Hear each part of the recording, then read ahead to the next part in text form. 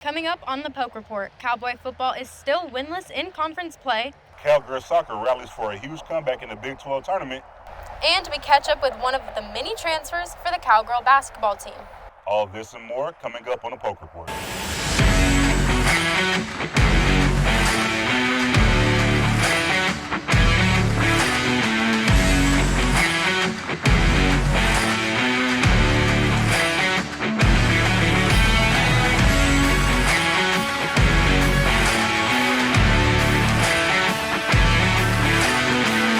Hi, and welcome to this week's episode of the Poke Report. I'm Peyton Schmidt. And I'm Steve Spears. This week, we are outside of the Sherman E. Smith training facility where the Cowboys are set to take on the Arizona State Sun Devils for homecoming. But before we can talk about anything football related or sports at all, we have to talk about the homecoming festivities. Hey, what's your favorite part?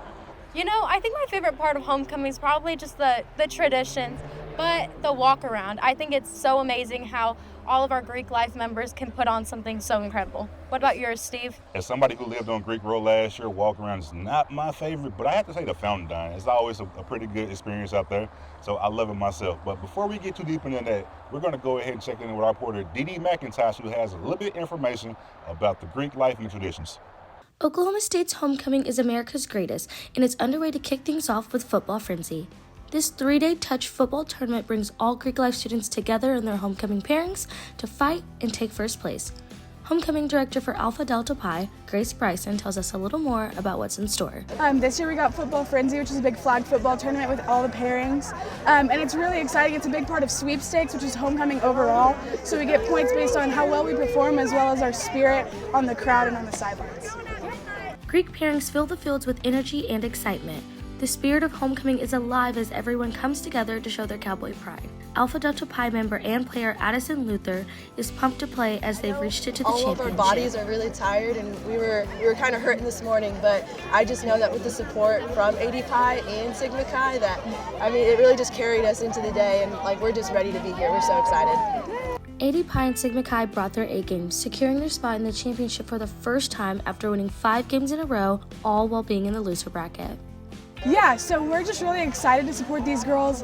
They've been practicing really hard since homecoming started, which was the first week of school. They were picked and have been performing really well, and we made it to the consolation bracket. We lost early on, but I've had to fight and play about double the games that every other team has, which is really, really cool to see them just dig deep and keep winning. Football Frenzy is a chance for fraternity and sorority pairings to come together to showcase their teamwork, spirit, and competitive edge. This year, Oklahoma State's AD Pi and Sigma Chi stole the show, earning their way to a victory and making this a homecoming to remember. In a thrilling championship game, the Alpha Delta Pi and Sigma Chi team clinched victory against Sigma Alpha Epsilon and Alpha Omicron Pi, capturing the Football Frenzy title. The matchup was intense, with both sides playing their hearts out and fans cheering from the sidelines, but AD Pi and Sigma Chi's teamwork and determination ultimately led to a hard-fought win. Their championship triumph not only marked a historic moment for their pairing, but also set the tone for a spirited homecoming week. For the Poke Report, I'm Dee McIntosh. Thanks, Dee. Now Cowgirl soccer is in postseason mode. The Cowgirls are in Kansas City, Missouri, where they are competing in the Big 12 tournament. The team started the first round on Wednesday, which they won 3-2 to Cincinnati, who finished 12th in the conference. After a scoreless first half, the Bearcats would score 2 goals in the 51st and 66th minutes. However, the Cowgirls would rally as Reagan Morris, ex-Carrot Pineda, and Alex Morris would score goals in the 77th, 86th, and 88th minute to win it for the Cowgirls. OSU will play BYU on Saturday in the quarterfinals at 11:30 a.m. Fans can check in on the Cowgirls through ESPN+. Transitioning back to the gridiron, Cowboy football is still winless in conference play. We go to our very own Caroline Cook, who gives us the breakdown, the recap of what went wrong in Waco. Welcome to the football recap, where Oklahoma State fought hard but ultimately fell short against Baylor, 38-28. This marks the 5th straight loss that puts OSU at 0-5 in Big 12 play. Let's take a look at Brennan Presley's fantastic 33-yard touchdown catch.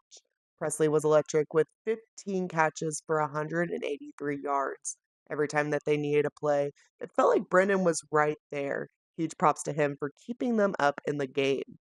And speaking of clutch, quarterback Alan Bowman threw for 359 yards, connecting on 28 out of 42 passes. He had some big throws under pressure and kept pushing, even as Baylor's defense brought the heat. Let's look into some of those game stats real quick. Baylor's ground game was relentless, running up 345 rushing yards, with 3 players contributing to this huge total. On Oklahoma State's side, Ollie Gordon had some big runs too, with 77 yards and 2 touchdowns, including a critical fourth quarter score that brought them within 3 points. Here's Gordon pushing his way into the end zone in the fourth. This was part of a 3-yard touchdown that made it a 1-score game, showing the kind of resilience we love to see from the Oklahoma State team. He added a 2-point conversion too, making it 31-28.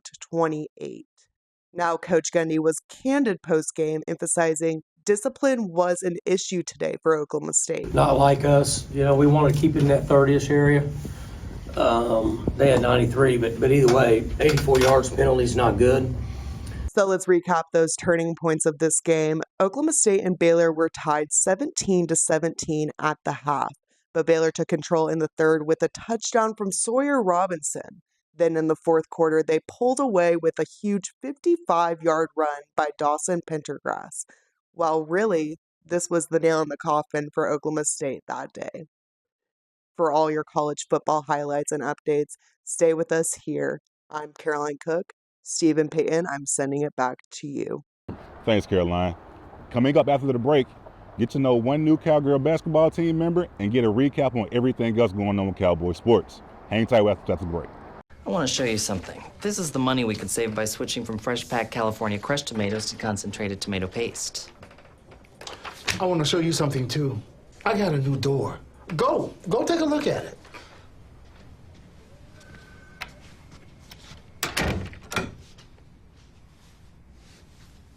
Nobody uses better ingredients than Little Caesars, like fresh-packed California crushed tomatoes.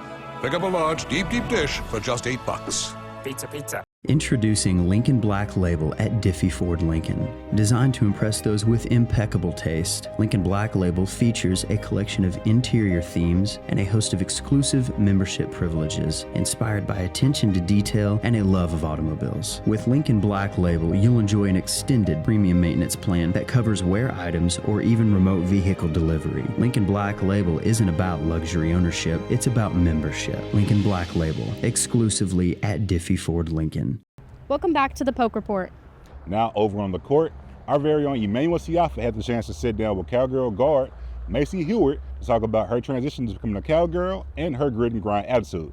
Macy Hewitt is one of the fresh faces for Cowgirl basketball this season, joining Oklahoma State as a transfer sophomore guard from Montana. With her skill and experience, Hewitt is eager to make an impact. She shares why she chose to make Stillwater her new home. I just think I wanted to play at the highest level. I think that was the biggest reason that I transferred, honestly, was just the coaches and the team. It just wasn't pushing me to the level I wanted to go to. Adjusting to a new team in new town isn't always easy, and Heard opens up about her transition from Montana to OSU and the challenges she's encountered along the way. It's just different, like Montana versus Oklahoma. It's like, you get a lot more of just the views and the mountains and that type of stuff. Here, not so much, but I love the small town feel of here where we get a bunch of fans and just people are really invested, so. Fortunately, Heard didn't transition alone. She found support in her teammates to help her have a smooth welcome. Just leadership, like the seniors and what they bring, the leadership is different, and I really appreciate that about here. Last season at Montana, Heard averaged 7.4 points and 2.9 rebounds per game across 32 games, including 9 double-digit scoring performances. Now with a year of college basketball under her belt, she's excited to showcase her talents and growth on the new stage here at Oklahoma State. Yeah, I think I'm ready for any opportunity I'm given. I'm playing a lot of different positions out here, and I've become really versatile, so that's helped me a lot. And so I would just say I'm ready for whatever opportunities arise. I think I've grown a lot as a player even in the past few months, so I'm excited for what's coming. As the season approaches, expectations are high for both Heard and the Cowgirls. She talks about her aspirations for her first season here at OSU and what she hopes to accomplish with her new team. I think as a team we want to get to the tournament. That's the goal. We want to play in March and make it to March Madness, and so that's our team goal. For Heard, this season represents more than just the new stats. It's an opportunity to represent a new program and make her mark with the Cowgirls. For the Poke Report, I'm Drew Patterson. Thanks, Emmanuel. Sticking with the Cowgirls, softball just ended their dominant fall ball season. The Cowgirls were 6-0 and only let up 2 runs. Fans can anticipate some exciting matchups this spring after the Big 12 schedule was released this week, including games against Arizona, Baylor, and UCF. The Cowgirls are looking strong as they prepare for conference play, aiming to carry this momentum into the regular season. Now over to the tennis courts. Both Cowboys and Cowgirls tennis teams will be competing in the NCAA individual championships. Our very own Justin Arney has more. This summer, Oklahoma State's very own Michael and Ann Greenwood Tennis Center was home to the 2024 NCAA Division I Tennis Championship, where both the men and women of Oklahoma State's tennis made an appearance. Now in the fall, both teams are preparing for the NCAA Individual Championships in Waco, Texas, November 17th through the 23rd. Starting with Gracie Epps and the Cowgirls, they're coming off a season where they won a Big 12 and ITA championship. The Cowgirls sharpen their skills by going head-to-head against each other every day in practice. It's fun for me to get to compete against them, and then I push them because I rise to their level sometimes, and then they're able to kind of beat me down a little bit as well. So we just kind of go back and forth. All-American Isaac Croft and newcomer Gracie Epps are gearing up here at the GTC and hopes to qualify for the NCAA Individual Championship. Try and push each other, make each other better, and yeah, you never know. Obviously, it'd be a great opportunity my last year to play NCAAs, but you try not to get too caught up in the results and just trust every day. The Cowboys are coming off the most wins in a season with 18 since the 2017-18 year. With a lot of new faces in the locker room, Isaac McCroft and the Cowboys hope to strengthen their chemistry as the season goes on. No, it's great. We all get along great. A bit more individual attention with the coaches, considering there's only a few of us. I think everyone's on the right track. Everyone's right where they're supposed to be. For the Poke Report, I'm Justin Arney. And as always, go Pokes! Thanks, Justin.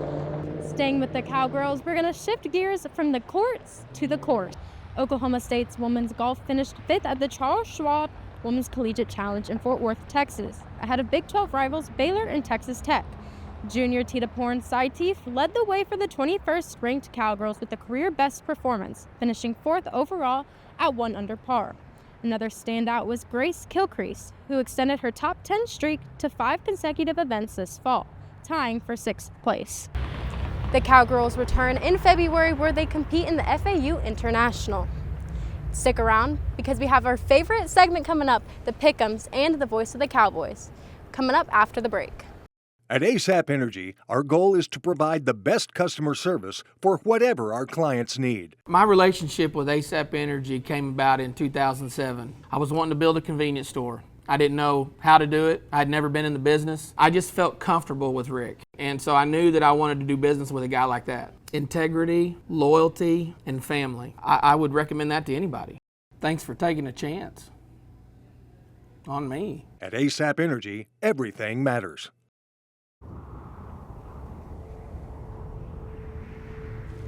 Where were you born?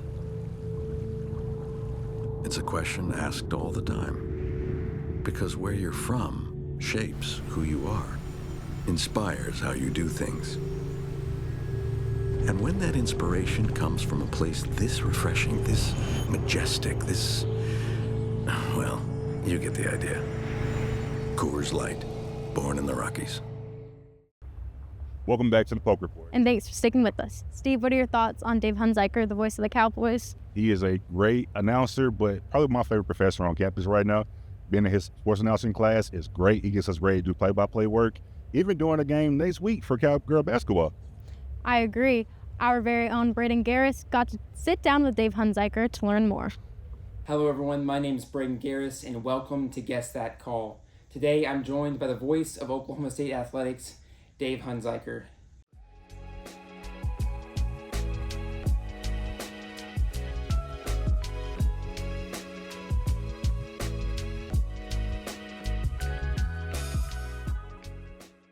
Left side, Hill to the 20, 25, 30.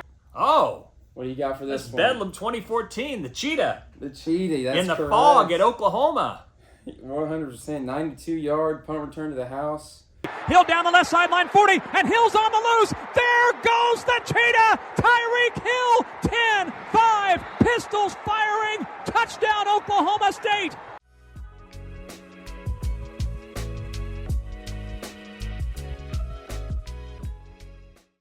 that's true, but I try my best to shut that down because you get a little too emotional with your call. You can lose your discipline in terms of your work like anybody else. So I try to keep that at least tempered a little bit.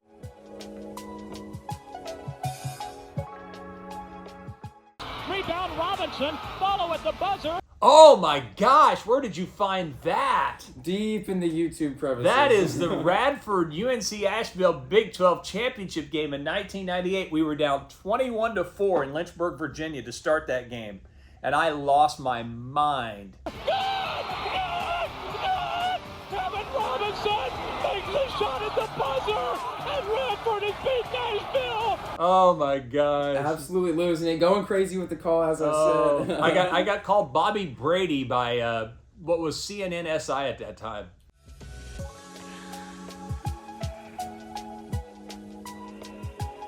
Just keeping the emotions under control so that you do an adequate job. And it was fine. The description was good. The emotion was there. Just not, everybody does it. Just not losing your mind a little bit. Yeah.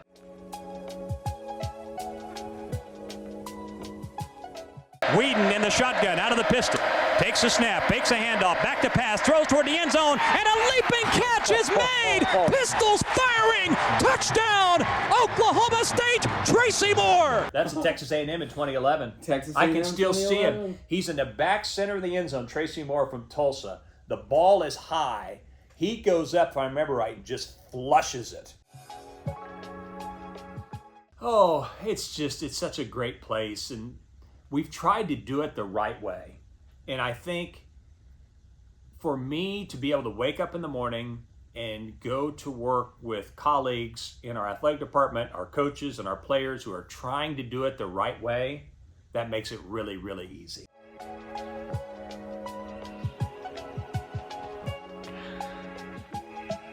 Dave, it's been a blast recollecting on the past with you. Thanks for joining me during this busy homecoming weekend. I know you got a lot going on.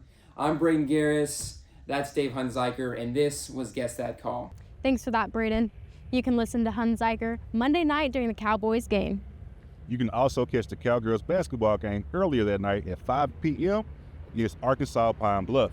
But before we get into our favorite segment, pick segment, we'll go back with Caroline Cook to get an update. Hi, Big 12 fans. Welcome back to this week's Big 12 recap. I'm Caroline Cook. You know the drill. Let's jump right in and take a look at each matchup. Then after that, we'll check out what's coming up this next weekend. First up in Waco, the Baylor Bears celebrated their homecoming with a solid 38-28 win over Oklahoma State. Baylor's ground game dominated, racking up 345 yards and breaking a Big 12 home losing streak hanging over them since 2022. Next, TCU managed a nail-biting victory over Texas Tech with 35-34 in Fort Worth. This game came down to the wire, with TCU mounting a comeback in the final moments, showing great poise under pressure.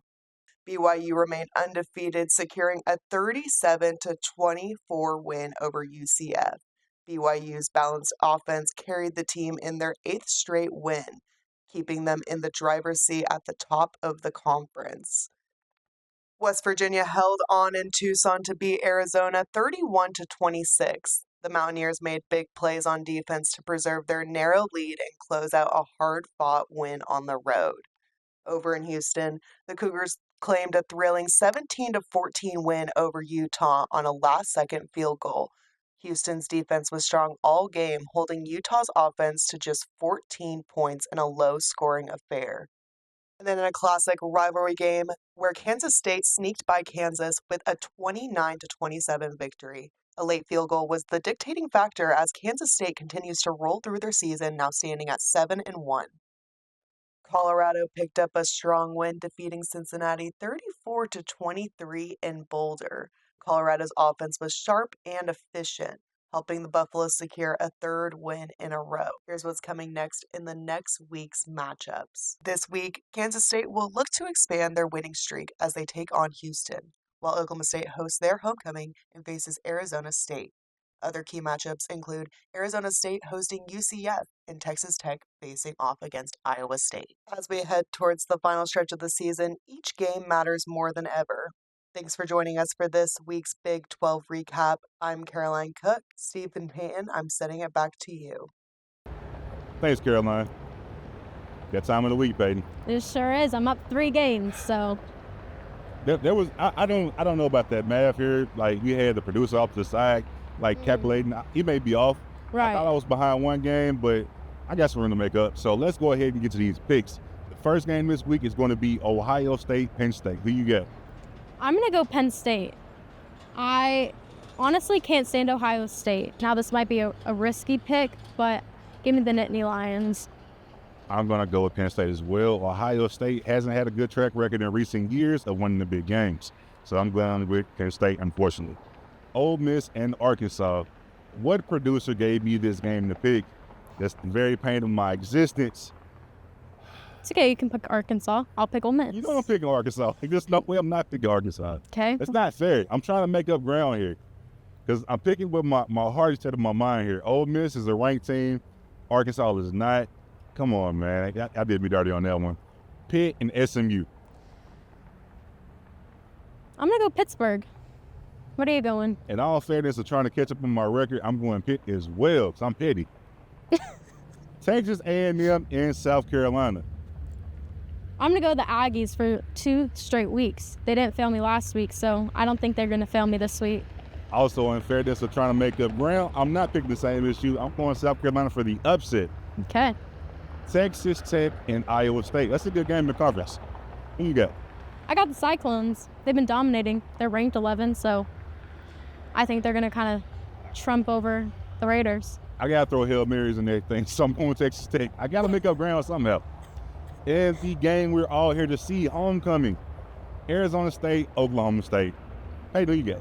For business purposes, I was going to pick ASU, but I think given how the Cowboys kind of turned a page last week with Baylor, in terms of, I don't know, they just kind of seemed more collective as a team. I just think I'm going to go Oklahoma State for the sole purpose that it is homecoming, and I think the environment is going to aid in that, but I don't think it's going to be pretty at all. I love your enthusiasm. But here's the thing. Oklahoma State doesn't do well against the run. Quarterbacks or running backs, both of which Arizona State does great. You got Scatterbull and you got Levitt. Unfortunately, I hope they can hear me back there. I'm picking Arizona State to win in the stadium tomorrow. And you were getting on to me for picking BYU. I don't want to eat that atomic wing. I have to do things that benefit me. I'm sorry. Okay. Well, that's all the time we have for this week's episode. Stay tuned for next week. Be sure to stick here for all things Oklahoma State athletics. Have a great night. Go Pokes.